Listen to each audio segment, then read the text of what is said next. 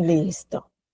Bien, entonces estamos formalmente ya iniciando la sesión en vivo de hoy, que es la clase 3 del curso Redacción de Documentos Administrativos, ¿verdad? Les saludo una vez más la profesora Sabia Angélica Vaca Contreras y estamos ya pues en más de la mitad de este curso. Son 5 sesiones en vivo y además la oportunidad que ustedes van a tener para repasar el material y la grabación, ¿verdad? Vamos a dar inicio entonces, a ver, ¿qué tema estamos viendo hoy? Estamos viendo hoy los documentos administrativos de transición. Habíamos visto ya una ligera clasificación, una primaria clasificación de documentos y entre ellos estábamos hablando de los documentos administrativos de transición.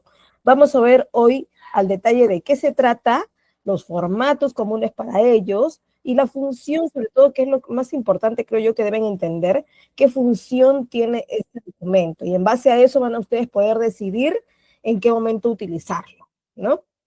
No olvidar que tenemos que aplicar constantemente lo que habíamos visto en la sesión 2, las técnicas de redacción administrativa para que nuestra comunicación, que en este caso es escrita, se transmita de manera adecuada, es decir, nos logremos hacer entender a través de una escritura, ¿no? A veces cuando hablamos y nos damos cuenta en algún momento que de repente no hemos sido claros en nuestro habla y estamos explicando y reexplicando a veces algo de diferentes maneras para que se pueda dar a entender. Pero en un documento escrito sucede muy poco esto, ¿no? Debemos tratar de ser lo más conciso posible, debemos tratar de no redundar mucho la idea, ¿no? Por más que queramos aclarar, y en algún momento sí, pues va a ser necesario alguna aclaración. Pero en lo posible, siempre vamos a intentar que sea lo más conciso posible, lo más corto posible, lo que queramos decir. No con esto podemos restar la importancia que tienen algunos documentos de ser extensos. ¿Por qué? Porque tienen que explicar en varios ítems, en varios párrafos, en varios subtítulos, algunas ideas, ¿no? Como sustentaciones de procesos, como el paso a paso de algo que están desarrollando, como la explicación y el avance de un proyecto, o como los clásicos informes técnicos que son a veces el sustento para la creación de directivas, de normas, de leyes, reglamentos también, ¿no? Entonces, por ahí, y además son resultados de un análisis, ¿no? Entonces, por ahí requiere a veces mayor importancia un documento que sea un poco extenso, ¿no? Bueno, los documentos administrativos entonces de transición son los que vamos a ver hoy. No sin antes dejar de pasar por este mensajito que dice, los archivos son esenciales para la transparencia y rendición de cuentas, que es una de las funciones grandes que tiene el cumplimiento de redactar, de mostrar documentos, ¿no? Y albergarlos también, ¿no? Pues estos permiten el acceso a información, ojo, que tendría que ser confiable, que tendría que ser íntegra, organizada, ¿no? Y preservando siempre este patrimonio y el acervo documental que acostumbramos decirle, porque tenemos la gran responsabilidad no solo de redactar estos documentos, sino de preservarlos, ¿no? De conservarlos también con nosotros como parte importante de un archivo de la institución, que en este caso le solemos llamar el acervo documental, ¿verdad? Veamos, hoy tocaremos entonces entre los documentos administrativos de transmisión, los informes, los reportes, los memorándums y notas internas que a veces también se suelen intercambiar dentro de la institución, los oficios que son bastante utilizados, sobre todo en la institución pública, pero ojo, no solo en la institución pública, vamos a ver ahorita por qué. Cartas formales también, ojo, no son cartas coloquiales, son cartas laborales, ¿no? Que tienen que ver con el proceso propio del trabajo, ¿no? De las labores de trabajo. Y los correos electrónicos profesionales, ¿no? Que hoy en la institución privada son muy utilizados, en la institución pública, mientras tenga el respaldo de la digitalización formal, también se consideran como válidos, ¿no? Veamos entonces de qué se tratan estos.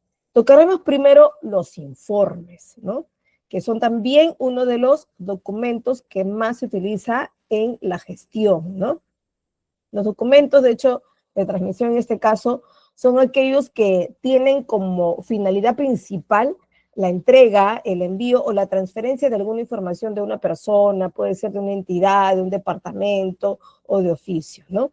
Son generalmente porque en algunos casos sí puede extenderse y intercambiarse entre instituciones externas, ¿no? Pero comúnmente son documentos internos. Sirven de respaldo para la creación de otros más, sí, ¿no? Y muchas veces al documento principal, que puede ser una resolución directoral que puede ser utilizado de manera externa, a un oficio, a alguna directiva especial, a algún reglamento también o ley, viene a veces de respaldo un informe, ¿no? Entonces, por eso a veces es importante considerar estos documentos como casi oficiales, como casi una directiva, como la explicación de algo muy formal dentro de la empresa, ¿no? Estos documentos no solo comunican un mensaje común, sino que también actúan como un registro de cierta información que ha sido enviada o recibida, ¿no? Su propósito en realidad es garantizar que la comunicación pues se realice de manera formal y quede constancia de un intercambio de comunicación, ¿no? Es mucho, mucho más importante, diríamos, que un memorándum que después lo vamos a tocar, ¿no? Ahora, este documento se trata de escribir en este caso, bueno, de manera escrita, acompañado con anexos también, y detallar sobre todo un asunto específico. Bueno, casi todos los documentos siempre va a tener un asunto, ¿no? Donde vamos a explicar en pocas palabras de qué se trata este documento. Se puede detallar a veces algunas observaciones muy, muy claras, muy explícitas, en algunos casos, ¿no? Como también sugerir algunas posibles soluciones. Puede ser muy sugerente también y puede solicitar en algún momento una parte del informe algo importante para la institución, ¿no? Para mejorar de repente alguna situación especial de la institución, ¿no? Un informe también puede ser mostrado de una manera lógica, o sea, también puede contener gráficos, puede contener anexos, puede contener algunas referencias de otros documentos, puede tener una buena parte estadística, de información estadística también, ¿no? Se puede decir, pues, que el informe es, de todas maneras, significativo, ¿no? Para cualquier institución, porque permite transmitir aspectos importantes para ser reportados a la más alta dirección, a quien tenga que tomar mayores decisiones en base a este documento. Cuando hablamos de su redacción, ¿no? De la redacción de este documento, es donde por ahí tomamos en cuenta ciertas características principales, ¿no? Aquí tenemos algunas de ellas. Estoy mencionando, por ejemplo, que tiene que contener una comunicación clara y eficaz, ¿no? Es decir, que tiene que ser bien redactado, de hecho, para que transmita justamente la información indicada, ¿no? Y permitiendo, pues, de esta manera comunicar los datos adecuados, reportar el análisis preciso y también poder enviar o resumir conclusiones muy claras y comprensibles, ¿no? Puede a veces ser resultado de alguna reunión previa, ¿no? Donde ya se han realizado conclusiones, donde se ha quizás sometido a votación, de hecho se ha levantado un documento en vivo, in situ, en el momento de la reunión, ¿no? Donde se realizó la votación, y bueno, este fue un acta, ¿no? Pero puede ser resultado, además, y además socializable después, un documento como este que es el informe, ¿no? En este caso va a facilitar, como habíamos dicho, toma de decisiones muy importantes, ¿no? Hay que evitar algunos malos entendidos, es decir, la precisión en la redacción minimiza esta posibilidad, ¿no? De malinterpretaciones. O a veces un informe requiere cierta parte de interpretación, ¿no? Por ejemplo, se puede explicar algo que no estuvo claro en la reunión, se llegó a un acuerdo y se puede transmitir en este documento, ¿no? Mencionando, en este caso, la ocurrencia y aclarando en las palabras que se pusieron de acuerdo dentro de este informe para que quede de historia sobre la reunión o sobre los acuerdos realizados en una reunión, ¿no? Asegurando pues de esta manera que todos los destinatarios comprendan el mensaje de la misma manera. Por eso es que es importante escribirlo. ¿Qué más tenemos que tomar en cuenta? Tenemos que tomar en cuenta que tiene que ser pues una documentación con registro, ¿verdad? Tiene que tener un registro oficial, es decir, tiene que tener una codificación, tiene que pasar por una oficina de trámite documentario, ¿no? Mucho más si tiene que ser evidenciado de manera externa, ¿no?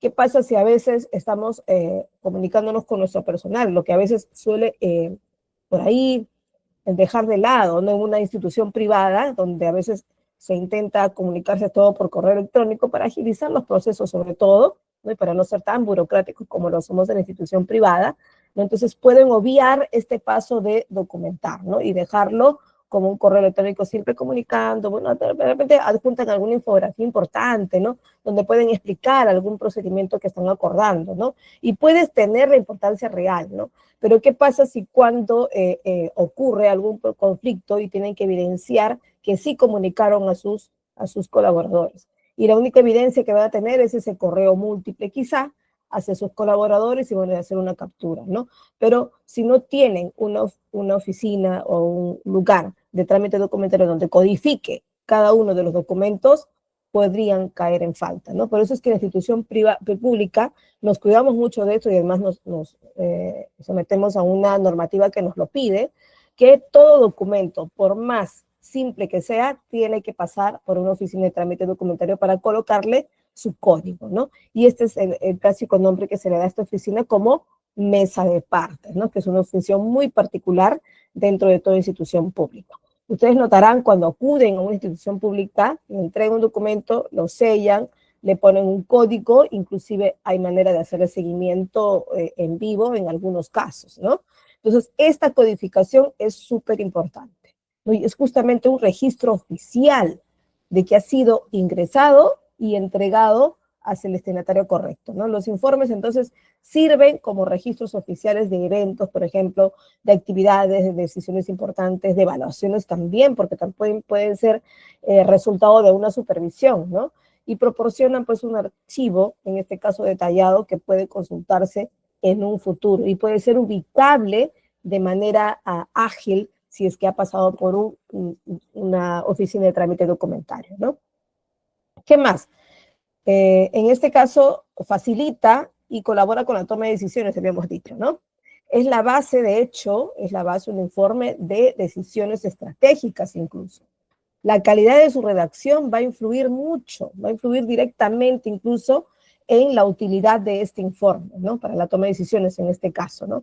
Un informe claro y bien estructurado, bien redactado, va a proporcionar una base sólida para que los líderes puedan tomar estas decisiones estratégicas tan importantes para la institución, ¿no? Y de esta manera también va a permitir, pues, identificar algunos problemas y proporcionar algunas posibles soluciones, ¿no? Entonces, un informe también bien redactado ayuda a esto, a identificar algún problema, ¿no? A veces el acompañamiento de los anexos que tiene, que son los cuadros estadísticos o por ahí los resultados de encuestas, ¿no? Permiten evaluar, en este caso, el impacto de un proceso y proponer soluciones a tiempo, ¿no? Que es lo que se necesita a veces en cada uno de los procesos que por ahí estamos constantemente gestionando incluso un cambio, ¿no? Entonces tenemos que estar alerta con esto y por eso tenemos que dedicarle un buen tiempo, darle la importancia debida a cada uno de los documentos, en este caso un informe, para ser emitido, ¿no? También participa o es resultado o ayuda en el monitoreo del rendimiento cuando estamos en la etapa de evaluación y control de algún proceso, ¿no? Los informes permiten en este caso evaluar el rendimiento de los proyectos, ¿no? Porque cada vez que está ya puesto en ejecución un proyecto o un proceso determinado, siempre tenemos que brindar informes periódicamente para ver el avance, ¿no? Y de esta manera podemos estar monitoreando el proyecto y podemos estar evaluando qué tanto están llegando a la meta planificada, ¿no? Inclusive se puede estar monitoreando también a través de documentos el rendimiento de cada uno de los departamentos que contiene en este caso la empresa o la institución pública, ¿no? Inclusive podemos estar monitoreando también la llegada a ese usuario o a ese cliente de manera adecuada, ¿no? A través de los informes periódicos que cada oficina debe brindar, ¿no? Además, tenemos pues la gran responsabilidad de velar por la transparencia, ¿no? Entonces, de esta manera, si estamos informando periódicamente los trabajos realizados, estamos rindiendo cuentas también de lo que hacemos, ¿no? Bueno, la institución pública ha dicho que esto es muy común, ¿no? Es obligatorio estar mensualmente mostrando sus actividades a través de un informe, ¿no? Entonces, los informes de trabajo son muy comunes, ¿no? En el caso de la institución privada, me imagino que son los jefes del departamento quien tiene la mayor obligatoriedad y la parte supervisora también, ¿no? Difícilmente la parte ejecutiva, ¿no? A ellos más bien se les supervisa de manera in situ dentro de sus labores y se toman los reportes, en este caso los supervisores, ¿no? Pero bueno, si estamos pensando que tenemos que estar manteniendo una responsabilidad en base a rendimiento de cuentas y transparencia, pues tenemos que crear también un proceso particular para esto, para que no se nos escape cierta información que la tenemos que tener actualizada cuando se nos pida, ¿no? Entonces tenemos que estar atentos. En la institución pública, pues sí, cada mes, incluso lo que sucedió en la época de la pandemia, ¿no? Que de pronto un 16 de enero ya no pudimos, 16 de marzo, perdón, ya no pudimos asistir a nuestros centros de labores y nos quedamos en nuestras casas de manera repentina, cuando en la institución pública, por lo menos la mía, tenía toda la gestión de manera física, ¿no? Entonces los documentos, los formatos, las nóminas, las listas, teléfonos, correos, la base de datos de contacto la teníamos de manera física, ¿no? No teníamos nada virtual, ¿no? Y mucho menos sabíamos cómo íbamos a informar nuestro trabajo, porque además Ministerio de Educación, Ministerio de Trabajo, todos dijeron que está bien, van a seguir trabajando en sus casas, pero tienen que de alguna manera responder que han realizado su trabajo, ¿no? Porque si no, ¿cómo vamos a medir, en este caso, el tiempo de trabajo realizado, ¿no? Para poder en este caso, calcular nuestro pago, ¿no? Porque siempre se tiene que, nosotros en la institución, bueno, en toda institución siempre podemos entrar y marcar nuestra salida, nuestra entrada y nuestra salida, ¿no? A través de un biométrico, o algunos si no lo tienen a través de firmas de registros, ¿no? Pero en este caso no teníamos manera de evidenciar a qué hora ingresábamos a laborar y hasta qué hora trabajábamos, ¿no? Peor aún, si algunos en sus casas no tenían la posibilidad de disponer en este caso, un dispositivo como una laptop o una PC de manera personal, ¿no? Sino muchos tenían que compartirlo con sus hijos porque también estaban en labores estudiantiles, ¿no? Incluso hasta los celulares estaban muy compartidos, ¿no? Porque los niños, bueno, normalmente no los tienen, ¿no? Entonces, por ahí se creó cierto conflicto para poder evidenciar si trabajábamos o no en casa, ¿no? Y se crearon los informes mensuales de trabajos remotos, ¿no? Que era un gran trabajo para nosotros porque teníamos que poner todas nuestras evidencias, ¿no? Se creó formatos también para que nuestros jefes nos firmen la conformidad de nuestro trabajo, ¿no? Algunos trabajos fueron un poco más exigentes que otros, algunas instituciones públicas fueron un poco más. Me cuentan, por ejemplo, que una amiga trabajaba en el Ministerio de Justicia, tenía que estar conectada desde las 8 de la mañana, inclusive con la cámara prendida, ¿no? Y se llegaba hasta el extremo de decir y levantar la mano y pedir permiso para ir a los servicios higiénicos, ¿no? Yo creo que fue un poco la exageración, pero bueno, son las modalidades que tuvieron ellos y tuvieron que cumplirlas, ¿no? En nuestro caso tenemos que evidenciar trabajo, ¿no? Y estar alertas de 8 de la mañana a 4 de la tarde a cualquier cosa que se presente, cualquier reunión, porque eran bastante comunes, muy frecuentes también estas reuniones, porque fueron apareciendo un sinfín de asistencias técnicas para los nuevos, en este caso los nuevos software que nos estaban poniendo, los nuevos aplicativos con los que teníamos que disponer, ¿no?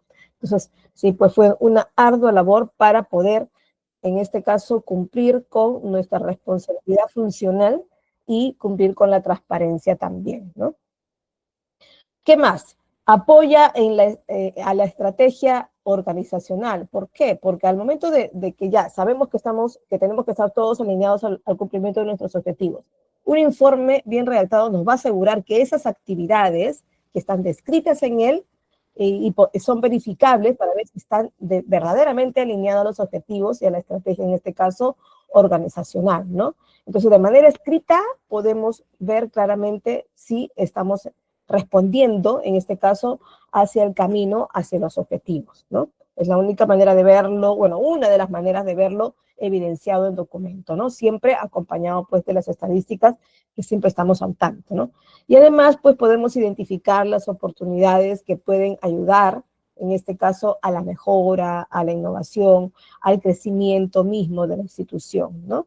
¿Qué más? Un documento, en este caso como un informe, nos permite tener la credibilidad en los procesos y manifestar un profesionalismo claro, ¿no? Es decir, ¿por qué? Porque manifestamos de manera escrita lo que hemos realizado, ¿no? En este caso, el proceso, cuando un departamento de ventas llega a una meta, bueno, se sabe por los comprobantes con los clientes, facturas y boletas de pago, ¿no? Sí, pero también tenemos que resumirlo en un documento, ¿no?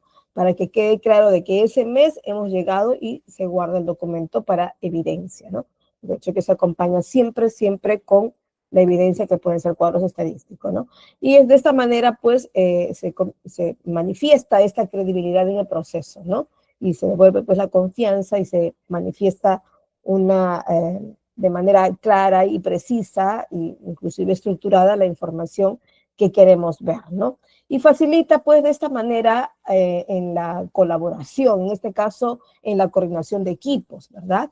Y en el compromiso que cada parte interesada, según el área que estamos informando, debe manifestar, ¿no? Entonces, de esta manera permite, pues, involucrar a varias partes en un proceso de toma de decisiones, ¿no? Que puede ser incluso en la elaboración de un documento colaborativo, ¿no? Un documento colaborativo, ¿qué quiere decir? Que fueron preparados por varias partes, ¿no? Varios departamentos pueden ser, ¿no? Entonces también existe esto y de esta manera también manifiesto y facilito en este caso la colaboración en común, ¿no? Ahora, un informe, de hecho, que tiene una estructura particular, ¿no? Todos los documentos, sea institución pública o privada, todos deben contener el logotipo de la institución, ¿no? En este caso tenemos al lado derecho que habla de Construction, ¿no? Innovación, ahí, bueno, ahí está su logotipo. Podría contener además la dirección, el teléfono, ¿no? Que podría entrar en un pie de página del mismo formato, en este caso de un papel membretado, de la institución, ¿no? Sí. En este caso también se coloca la denominación del año, ¿no? Yo los he puesto acá en la diapositiva, que en el caso del Perú, se ha considerado al decenio, en este caso 2018-2027, se considera como el decenio de la igualdad de oportunidades para mujeres y hombres, ¿no? Y eso es lo que se pone en la parte superior de todo documento, en este caso de una institución pública, ¿no? Pero también se suele colocar la denominación del año 2025 de manera específica, ¿no? Y bueno, ya sabemos, es el año de la recuperación y consolidación de la economía peruana, ¿no? Que es lo que el Estado peruano decidió colocar, ¿no?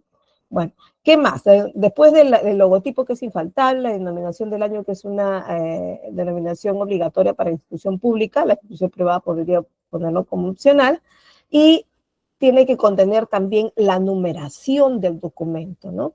En esta parte del documento de la numeración se pone en primer lugar el término informe, ¿verdad? Con todas sus letras. Se suele poner en letras todas mayúsculas. Seguida de ella va el número y el año. Por ejemplo, informe número 005, guión 2025. Y ahí seguido se acostumbra a poner las iniciales del cargo o de la autoridad de la persona que emite el documento, ¿no?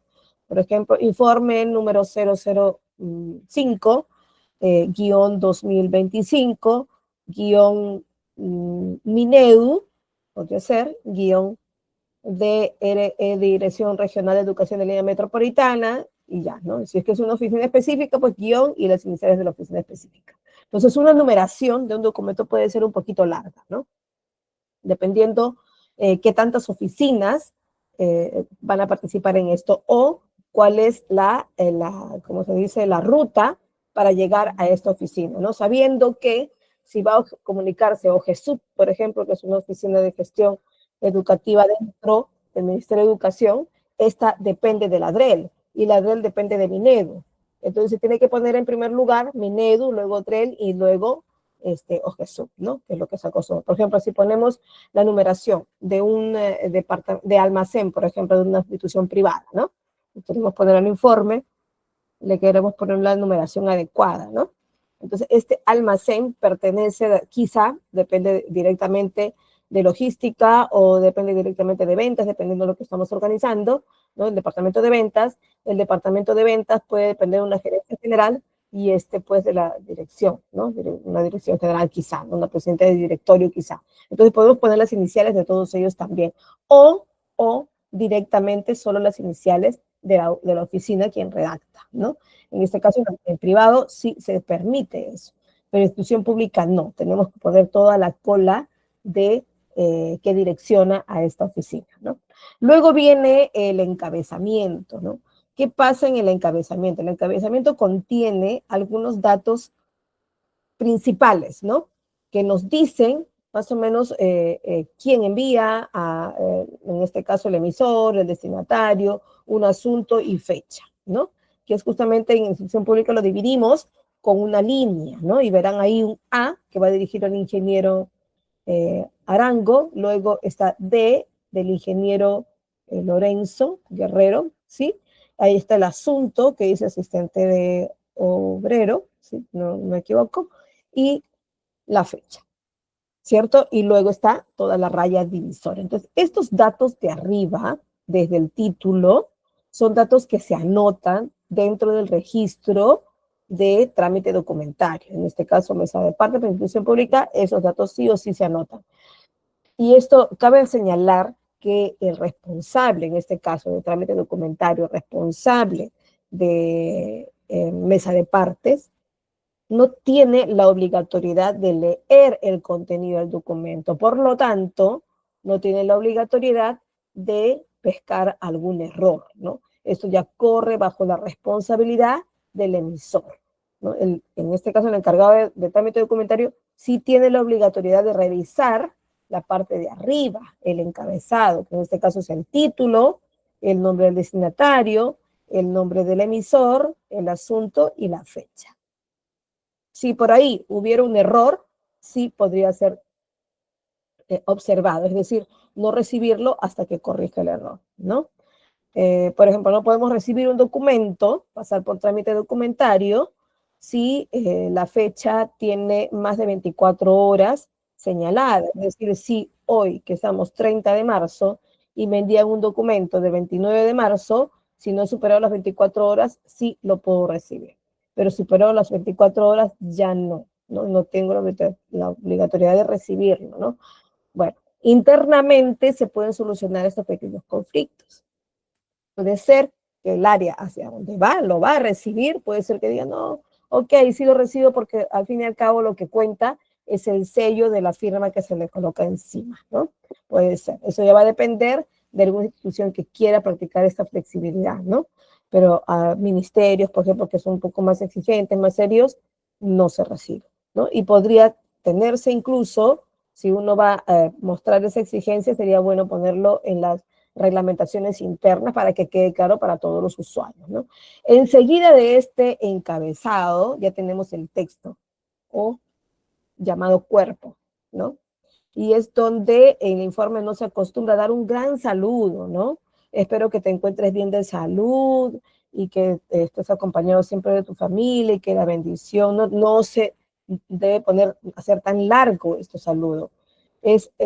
Generalmente se coloca así, ¿no? Es grato dirigirme a usted para saludarlo cordialmente y referirme a tal persona e informarle lo siguiente, ¿no? Y ahí declaro, fui gentil, saludé y fui directo al tema, ¿no? Y es lo que se requiere en un documento, en este caso formal, en un documento que está vinculado totalmente con la parte laboral, ¿no? No requerimos ser muy amicales en este caso, sin dejar de lado, de hecho, la amabilidad, ¿no? Y el respeto en este caso, que es siempre el saludo, ¿no? Entonces, sí está el saludo, pero no necesito ni siquiera decir un buenos días, un buenas tardes, porque los saludos de buenos días, buenas tardes, no se escriben. Ojo, el buenos días, buenas tardes, no se escribe en un documento, ¿no? Inclusive, por ahí discrepan algunos, pero ni siquiera en un correo electrónico. ¿Por qué? Porque el correo electrónico, con mucha más razón, no sabemos en qué momento nos va a leer. Pero ustedes dirán, uy, pero yo le saludo buenos días porque igual cuando yo le dirijo el correo, ahí figura que lo he escrito de día, ¿no? Pero no es lo real, porque un buenos días es también una palabra que uno transmite y la recibe en el momento. Es para utilizarla cuando uno tiene presencia con la persona, sea por teléfono o sea de manera 100% presencial, ¿no? Cuando tiene cuando el saludo es in situ, o sea, es en el momento, es en vivo, entonces sí correspondería, ¿no? Mucho más todavía si hay cambios de horario, ¿no? Si uno lo envía, puede ir al extranjero. Por ejemplo, aquí, si yo les digo a ustedes buenas noches, es porque estoy segura de que todos los que estamos acá reunidos estamos en la noche, ¿no? Pero si estuviera conectados con nosotros, otros países, donde tenemos mucha diferencia horaria, entonces tengo que saludarlos de otro tipo, con otro tipo de saludo, ¿verdad? Entonces, pero en los documentos escritos no se manifiesta ni el buenos días, ni el buenas noches, y mucho menos el hola si estamos refiriéndonos a una redacción formal de trabajo, ¿ya? Si quieren, en realidad en ventas a veces sí pueden colocar el hola porque se intenta tener un mayor acercamiento con esto, pero esto ya es una comunicación propiamente de ventas, ¿no? De asesoría de ventas. Pero si estamos hablando de un informe, nunca, ¿no? Nunca va a ir un buenos días, ni un hola, ni un buenas noches, ni un cómo estás, ¿no? Nada más. Se tiene que mantener la formalidad hasta en el saludo. Bueno, luego de este pequeño saludo y empezar a decir que algo le quiero decir, como acá dice, e informarle lo siguiente, se empieza. Y se empieza directo al tema, ¿no? El día de hoy, bueno, un obrero y comienzan a mostrar una ocurrencia, ¿no? Lo que quiere transmitir este documento. Bueno, esto es el texto, ¿no? Luego de esto también viene una despedida, ¿no? No un hasta luego, espero que te cuentes bien y que sigas pasando lo bonito. No, nada de esto, ¿no? Porque no es una carta coloquial, ¿no? ¿Y qué nos referimos acá? Acá, por ejemplo, en este documento, en este informe, dice, conforme procesa su atención, lo mantendré al tanto de los pormenores del caso, porque se ha explicado una ocurrencia de un accidente de trabajo, ¿no? No. Se encontraba realizando labores de inspección en una de las máquinas de OPS, sí, pues, mientras que se encontraba en el área de logística dentro de la empresa, de acuerdo con el protocolo, se fue trasladado inmediatamente a la clínica más cercana, acompañado de un asistente operativo y esto, bueno, ¿no?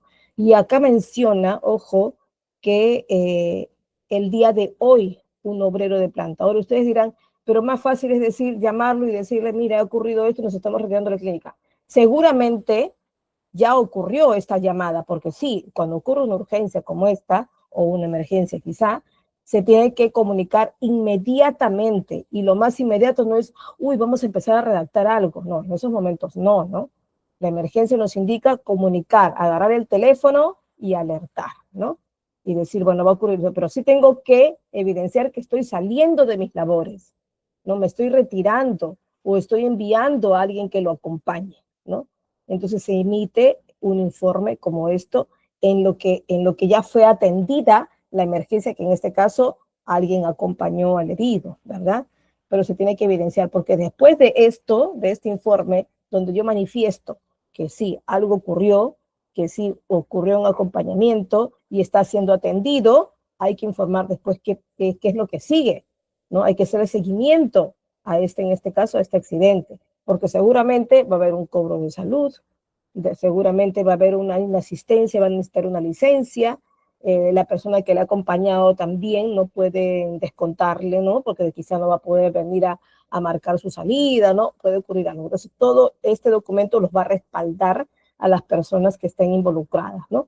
Inclusive a poder cobrar quizá lo del seguro, o de repente la máquina estuvo malograda, porque se requiere hacer una investigación, de repente la máquina fue nueva y hay que pedir las garantías del caso del producto, ¿no? Entonces, quién sabe qué más pueda pasar a raíz de este accidente. Entonces, hay que evidenciar lo que ocurrió con esto, ¿no? Incluso si hay fotos, también, por ejemplo, a veces se acostumbra tomar fotos del incidente, pero se trata de, en este caso, para proteger a la persona, porque esta imagen puede ser muy difundida, que sea muy discreta, ¿no? Y solo las necesarias, ¿no? Entonces, y de ahí está la despedida formal, es esta, ¿no? Sin otro particular quedo de usted. Y de esa manera estoy siendo amable al despedirme, ¿no?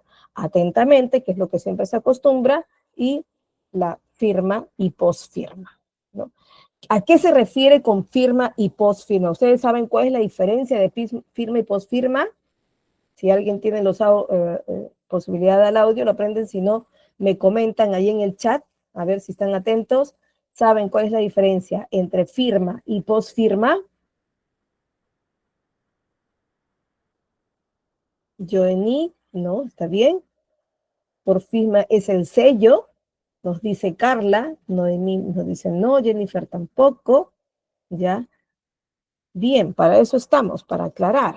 Ya. La firma es clarísimo. Para nosotros sabemos que nuestra firma es nuestra rúbrica, ¿verdad? Es el gráfico que hacemos cuando estamos, en este caso, poniendo nuestro sello propio en un documento, que en este caso es un garabatito, ¿no? Lo que decimos comúnmente, pero es una rúbrica, es un gráfico que ponemos, ¿no? Y existen un sinfín de firmas. Les contaré que a mí me quedo yo sorprendida el caso de una persona, porque en institución pública se maneja mucho documento, que firma, pero bien, bien, para mí, súper lindo, ¿no? Es un artista esta persona. Y lo hace tan rápido porque la firma es así, es innata, ¿no? Primero pone la clave de sol, luego pone todo el pentagrama, las líneas del pentagrama, y pone algunas corcheas, semicorcheas, algunas negritas, algunos símbolos ahí de música, y enseguida un símbolo muy particular, muy bonito. Y yo digo, uy, ¿esto en cuánto tiempo te ocupaste en hacerlo? Porque a mí la clave de sol me, me resulta a veces difícil graficarla, ¿no? Y lo hace en un ratito, ¿no? Y justamente pues sí, se dedica a la música, ¿no? Bueno, la firma es la rúbrica, es el símbolo, ¿verdad? Y debajo verán ustedes que dice Ingeniero Lorenzo Guerrero Ortega, jefe de unidad de operación. Listo. Todo ese dato, que es la explicación de quién es la firma, se llama postfirma. Ahora, acá hay algo importante, sí, lo que nos mencionaba aquí uno de sus compañeros, que me mencionaba que es el sello. Ya, bueno, el sello es parte de la postfirma. ¿Por qué? Son X, pero nos decía esto, ¿no? Y gracias por participar. En este caso, todos los jefes deben tener un sello. Entonces, aquí faltaría el sello, que normalmente va en el lado izquierdo, ¿verdad? Por ahí medio superpuesto entre la firma y la posfirma, ¿no? ¿Por qué un poco superpuesto? ¿Por qué creen que va un poco superpuesto?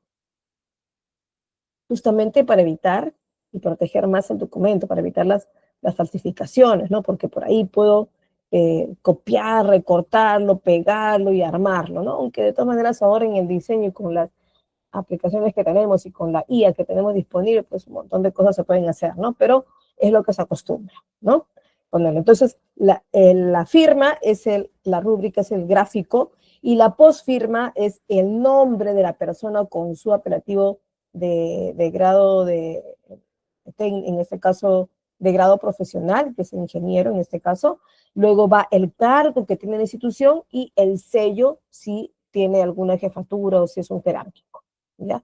Unas personas que no tienen a un nivel jerárquico, pues tendrá como postfirma su nombre, podría tener su grado de profesional también y su cargo, ¿no? Entonces, eso sí. Luego de esto, se acostumbra a poner en la parte inferior izquierda unas iniciales. ¿Qué significan estas iniciales? Estas iniciales se ponen mayúscula primero, las iniciales del autor, en este caso del firmante, del responsable del documento, ¿no? En este caso del emisor. Como él es Lorenzo Guerrero Ortega, será LGO con mayúscula. Es large, luego van las iniciales en minúscula de la persona que redactó, que generalmente es un apoyo administrativo o un asistente administrativo, ¿no? Que es casi lo mismo. Y van sus iniciales en minúscula, ¿no? Por hacer la diferencia entre las jerarquías, nada más. No es una falta de respeto. Esas son las iniciales, ¿no? Luego de esto y enseguida en las siguientes páginas, si aplica, si lo amerita, si lo necesita, van los anexos, ¿ya? Pero ahora, en este caso, este documento, así como lo ven, ¿tiene anexos o no tiene anexos? ¿Ustedes qué dicen? Ya leí, de ahí se ve todo el documento, ¿verdad? ¿Será que no lo he puesto? ¿No he pasado a la siguiente diapositiva para no ver los anexos quizá? A ver, pero según la lectura del documento, ¿tiene o no tiene anexos? ¿Sí o no? A ver, me ponen por ahí. No tiene, nos dice Noemí. Sí, nos dice Jennifer.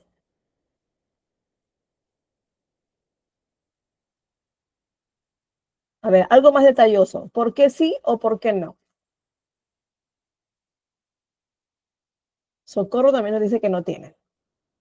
Ilka Osorio también nos dice que no tiene. A ver, ¿por qué sí y por qué no?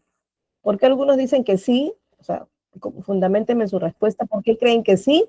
Y los que me dicen no, ¿por qué no? Noemí nos dice, ¿por qué no lo menciona en el documento? Y ahí bien en mayúscula nos pone ella, ¿verdad? Porque no lo menciona en el documento. Eso es verdad. Porque si voy a poner un anexo, lo tengo que mencionar en mi primera hoja, ¿ya? En mi texto, en el cuerpo del documento, lo tengo que mencionar, ¿no? Si no lo menciono, si digo adjunto evidencias de tal cosa, bueno, podría poner después del atentamente un ADJ, que significa adjunto, y ahí pueden poner qué es lo que están adjuntando, ¿no? Porque si no lo menciono, quiere decir que no contiene, ojo, ¿ah? Y puede ser un gran error incluso. ¿Qué tal si ha puesto acá las evidencias del accidente, de lo ocurrido, de repente la máquina malograda, la máquina rota, algo, ¿no? Para que puedan de repente aducir que fue un error de la máquina, ¿no? Entonces, si no lo colocan, mañana más tarde van a decir, yo presenté el informe número 003 y ahí es donde ponía yo las evidencias de cómo estuvo la máquina ese día, ¿no? Pero si no lo mencionaste en tu documento, quizás no te lo valga. Quizás sí lo hayas adjuntado, ¿no? Y peor aún, si tu documento no está compaginado, ¿no? Cuando un documento contiene anexos, se necesitaría compaginar, ¿no? Y no solo poner página 1, página 2, página 3, sino indicar que tiene varias páginas, es decir, página 1 de 4, página 2 de 4, página 3 de 4. Eso es mucho más claro. Recuerde que cada cosa que ustedes redactan va a servir de evidencia quizá, porque no se sabe, mañana más tarde. Entonces hay que pensar un poquito en eso, hay que tener un poquito de visión en lo que pueda ocurrir, ¿ya? Tipos de informes. A ver, veamos algunos tipos de informes. En 10 minutos, uy, no nos queda mucho tiempo, ¿verdad? Ya. Dentro de los tipos de informes está, por ejemplo, el informe de productividad, ¿verdad? Que son documentos importantes para evaluar justamente un desempeño operativo, ¿no? Donde voy a poder realizar algunas métricas o poner los resultados de las métricas realizadas para poder comparar lo logrado y lo planificado, ¿verdad? Entonces, esto es importantísimo y ocurre bastante, o se emiten y se redactan muchos informes de productividad porque nos ayudan a tomar decisiones de compras, de ventas, de producción misma, o por ahí también de publicidad, ¿no? Porque mientras más cosas podamos producir, más cosas tendríamos que vender y más cosas tendríamos que publicitar, ¿no? Informe de facturación, ¿no? Que, bueno, esto normalmente se hace mínimo mensualmente para saber cómo van las estadísticas de facturaciones en el mes, ¿no? Entonces, cualquier empresa se realiza y se necesita este dato fundamental, ¿no? Como son los informes de facturación. ¿Qué más? Los informes de flujo de caja. Del mismo modo, pues es esencial realizar un análisis periódico de un flujo de caja, es decir, de un informe mucho más completo sobre este contexto. Un flujo de caja, de hecho, condensa todas las transferencias financieras, ¿no? Y desglosando por ahí los valores en diversas categorías que abarcan, de hecho, tanto los gastos como los ingresos, ¿no? Y este análisis pues va a proporcionar a la empresa la capacidad de poder identificar sus costos principales, ¿no? Y lo puede ser pues de gran utilidad para la optimización incluso de gastos, ¿no? Y por ahí de repente realizar algunos ajustes dentro de la toma de decisiones que les permiten, ¿no? Hay informes también de cuentas pendientes, ¿no? Cuando se trata de las cuentas, en este caso pendientes de pago para la organización, se genera pues un informe distinto, ¿no? Un informe en el que se plasman los valores, estos se agrupan por categorías o también se organizan según las fechas de vencimiento, ¿no? Porque la área que les corresponde realizar los pagos necesita tener al día estas, en este caso ordenado, cuáles son esas cuentas pendientes de pagar, ¿no? Entonces tenemos que tenerla para que puedan armar sus calendarios de pago también, ¿no? Los informes de incidentes, como el que habían visto, ¿no? Es un documento que debe incluir pues, de manera precisa la información clave sobre un incidente X, ¿no? Como el que hemos visto que es un accidente. Debe redactarse de forma clara, de manera objetiva, incluso no tenemos por qué suponer nada, ¿no? No podemos decir, parece que la máquina estaba malograda, ¿no? Y no. Podemos decir, o podemos decir, si hemos encontrado algún desperfecto, encontramos un tornillo en el piso, ¿no? Entonces se sugiere la investigación de la funcionalidad de la máquina o algo así. Puede ser sugerente, pero no pueden suponer y afirmar que la máquina está malograda, ¿no? Entonces hay que tener mucho cuidado en esta concisión de la información. Informe de visita técnica. Esos también son bastante comunes. Este es un documento que contiene información relevante acerca de una asistencia, de hecho, proporcionada a los clientes, por ejemplo, ¿no? O de repente cierta entidad de fiscalización visita, ¿no? Por ejemplo, siguiendo el ejemplo del accidente, ¿no? Si encontramos tornillos en el piso, ¿de dónde salió ese tornillo, no? Y por ahí investigando vemos pues que hay una parte suelta. Entonces necesitamos un informe de visita técnica de, en este caso, las personas, los proveedores de esta máquina, ¿no? Y necesito que venga para que evidencie que ha ocurrido esto y que está sin tornillo en cierta parte, ¿no? Entonces, esto me va a ayudar además a poder continuar con el análisis, con la investigación de lo ocurrido, ¿no? Mediante este informe, entonces, se puede evaluar aspectos como, en este caso, desperfectos. En otros casos se podrá investigar la calidad de la atención brindada, puede ser que investiguemos también la actitud del empleado durante cierta visita, el tiempo invertido en cada actividad, ¿no? Si un informe técnico puede plasmar toda esta información, ¿no? Informes de equipos de mantenimiento, informes de reprovisionamiento también, informes de ventas específicos, informes de inventario que también son calendarizados, ¿verdad? También tenemos, y voy a correr un poquito más, ¿ya? Porque aquí van a poder leer bastante información que les he tratado de poner lo más explicativo, pues, con mayores ejemplos, ¿ya? Aquí tienen, por ejemplo, modelos de algunos informes.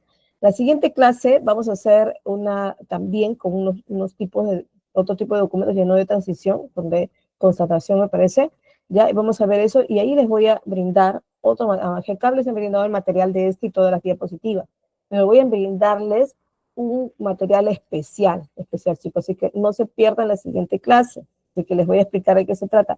Va a ser formatos de documentos en Word, totalmente editables, ¿ya? Para que lo tengan ahí dentro de todos sus grupos de documentos importantes para cuando tengan que redactar algo, ¿ya? Así que les voy a brindar la siguiente sesión, varios formatos en Word, ¿ya? Aquí tenemos más ejemplos para que los observen, ejemplos también de informes de productividad, cómo podríamos redactar en algunos casos, en este caso, la productividad de ventas, ¿no? Resultados obtenidos en productividad, donde hablo de los ingresos generados, de los nuevos clientes, de la retención de clientes con índices también. Tenemos también uno de los documentos importantes para anexar a los documentos informativos, a los informes, en este caso, son los llamados reportes. Hoy por hoy, todas las instituciones contamos con ciertos sistemas, ¿verdad? De facturación, de seguimiento de personal, en nuestro caso de matrículas, ¿no? De impuestos, ¿no? Tenemos gran cantidad de sistemas o de, por ahí, aplicativos o de software que nos ayudan a manejar ciertos datos importantes de procesos que realizamos dentro de nuestra institución, ¿no? Muchos de ellos personalizados también, ¿no? Y cada uno de estos reportes son a veces justamente los datos que necesitamos para que acompañen a nuestro informe y son evidencias de lo que estamos mencionando en nuestro informe. Aquí, por ejemplo, este software nos permite detallar información de los clientes y detallar también de las sucursales de acuerdo de acuerdo a cuentas por cobrar, por ejemplo, ¿no? Entonces, todos estos capturas nos ayudan a colocarlo dentro de nuestros documentos o como anexo a nuestro informe. Por ejemplo, es una herramienta, un sistema que nos permite gestionar algunas labores de la institución pública, ¿no? Y se llama Avanza. Por ejemplo, son reportes que en institución educativa también se tiene, ¿no?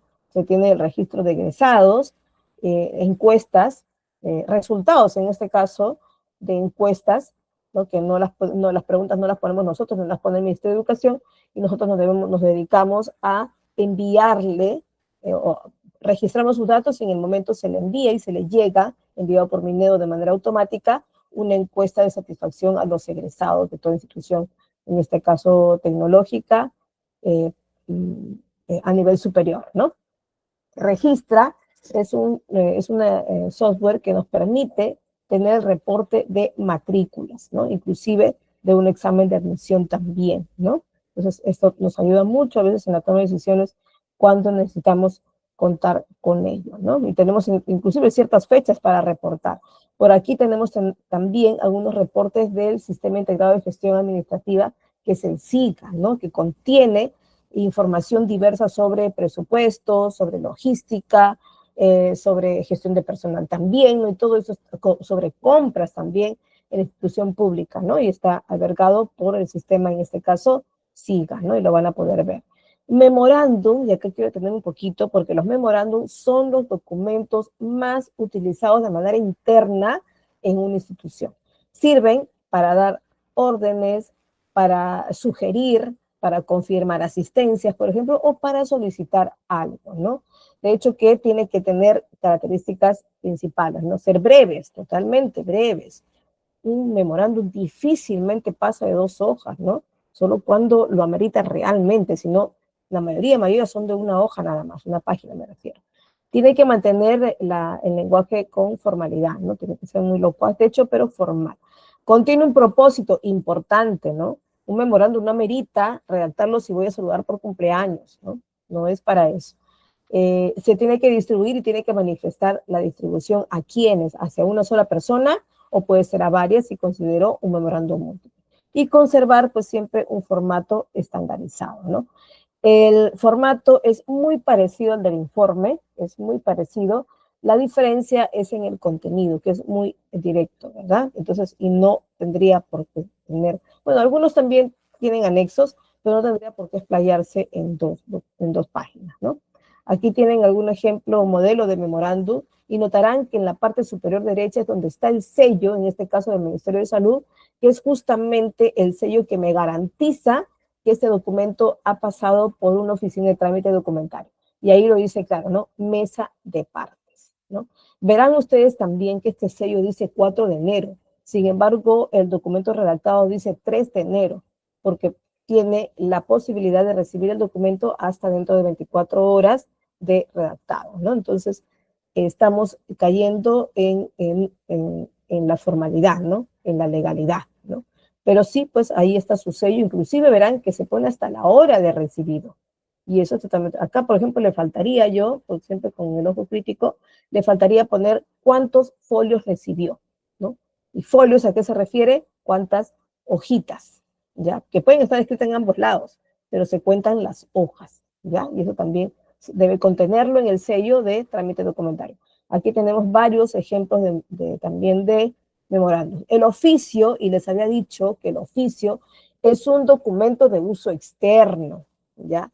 Para su redacción se requiere, o sea, para poder saber si lo emito o no lo emito, se requiere que entre el emisor y receptor, uno de ellos, por lo menos uno de ellos, tiene que ser institución pública. Es decir, una institución pública le puede enviar un documento, oficio, a la empresa privada, sí. La empresa privada puede redactar un oficio si me quiero comunicar con una empresa pública o con una institución pública, sí. Una institución privada a otra institución privada, ¿se pueden comunicar con oficio? No. Ahí sí no.